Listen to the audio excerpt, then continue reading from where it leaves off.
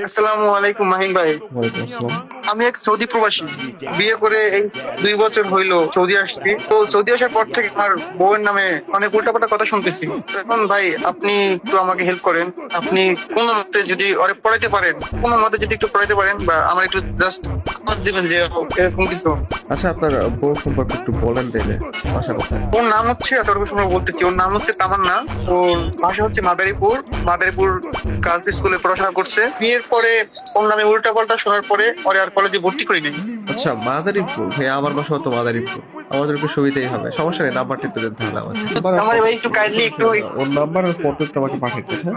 আচ্ছা ঠিক আছে তাহলে। হ্যালো, আসসালামু আলাইকুম। ওয়ালাইকুম আসসালাম। কেমন আছো তামান্না? জি, ভালো, কিন্তু চিনলাম না কে আপনি। চিনবা কিভাবে? এত মানুষ চিনতে চিনতে আমাকে কেন মনে থাকে? কিন্তু পরিচয় না দিলে তো কথা বলবো না। কথা তো বলবা তুমি, এখন হোক একটু পরে তো ঠিকই কথা বলবো। পরিচয় দিলে তো লম্বা আলাপ লাগাই দেবে, এটাও জানি। না, আপনি যেরকম ভাবছেন সেরকম না আমি, ঠিক আছে? ও, আমি জানি তুমি কেমন, বলবো? কেমন? অনেক সুন্দর। ভাইয়া, পরিচয়টা কি দিবেন না কেটে দেবো? পরিচয় তো অবশ্যই দিব। পরিচয় যদি দেই তাহলে তো লম্বা আলাপ লাগাই দেবে, এটাও জানি।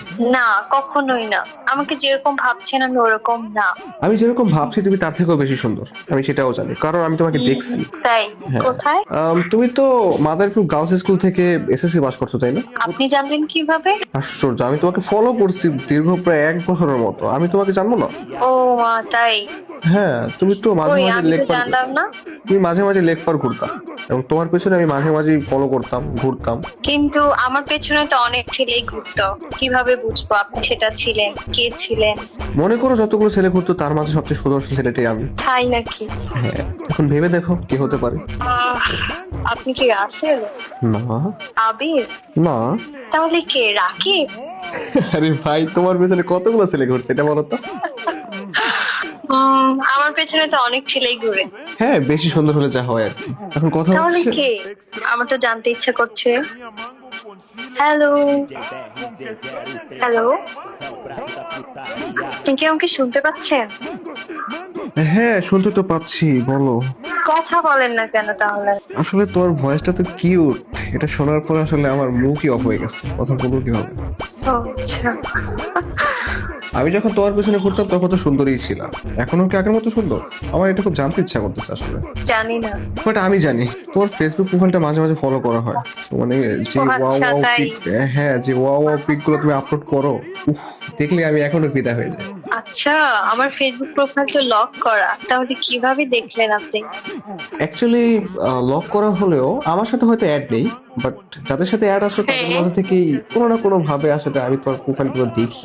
আসলে তোমার সাথে আমার মনের মিল আছে, তো এই জন্য যে কোনো ভাবে আসলে পিক গুলো আমার কাছে চলে আসে। আচ্ছা, আপনি যে আমার সাথে এত কথা বলতেছেন, আপনার বাসা কোথায়? মাদারীপুরে, জাস্ট এটুকু ধরে নাও, বাকিটুকু দরকার হলে পরে বলি। আমার তো এখনই মন জানতে চাচ্ছে। মন তো কত বেশি জানতে চায়। জাস্ট এটুকু বলে রাখি, আমি হচ্ছে এখন দেশের বাইরে আছি, বর্তমানে ইতালি আছি।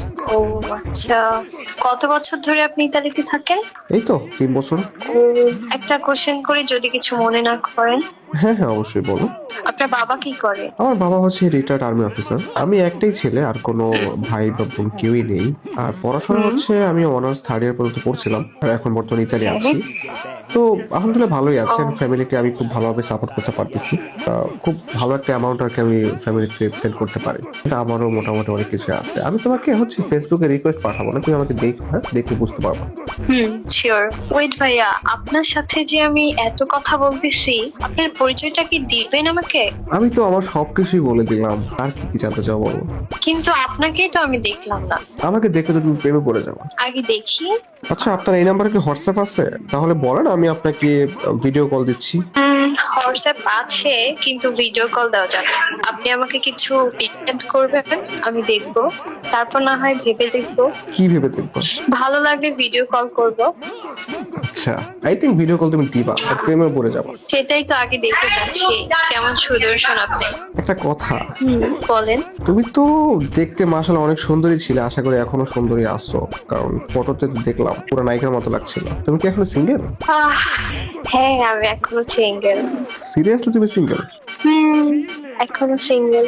উফ, বড় বাচ্চা বেঁচে গেলাম। আচ্ছা ঠিক আছে, আমি তাহলে আমার ফটো তোমাকে সেন্ড করে দিচ্ছি হোয়াটসঅ্যাপ। হ্যাঁ, দেন। ওকে, আল্লাহ হাফেজ, ভালো থাকো তামান্না, টাটা।